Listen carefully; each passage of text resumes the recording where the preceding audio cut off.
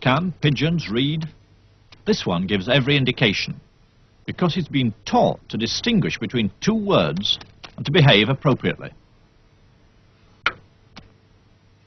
He's learned his different response to each sign by being rewarded with food. So the bird isn't acting independently. Its behavior is shaped by controlling its environment. The first task was to isolate an individual piece of behavior and see how that could be changed. Skinner did this by keeping individual pigeons at about 3/4 of their normal weight, so that the birds were always hungry, and food could be used as an automatic reward. The pigeon was studied in a uniform box, one it quickly grew used to. One piece of behavior, pecking a coloured disc, was measured on a graph.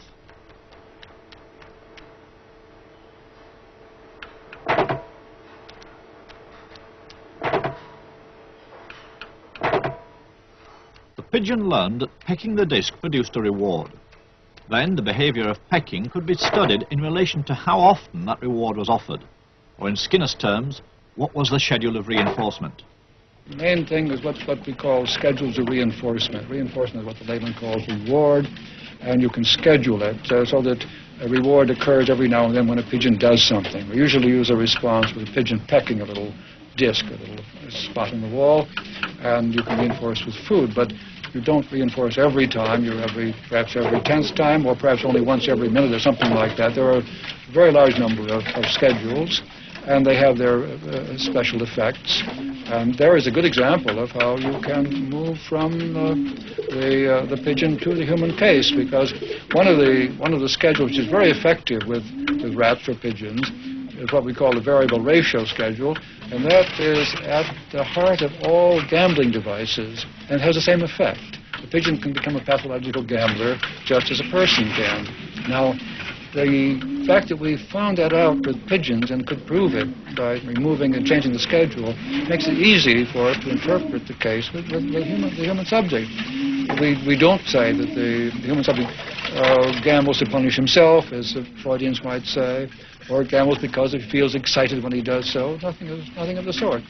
People gamble because of the schedule of the reinforcement that follows. And this is true of all gambling systems. They all have variable ratios built into them. So what we've learned from the pigeon, it made it possible to interpret this vast field very effectively. Where does that leave free will? Because we all think we have a choice whether to do things or not to do things. Yes. Well, you see, it leaves it in the position of a fiction. We have assumed somehow or other that these internal states, feelings, and so on, have initiated something. They have started something. They have created. We have done something in a voluntary way. We have willed to act. If you now look at the actual history, we find that there are external reasons why this has happened.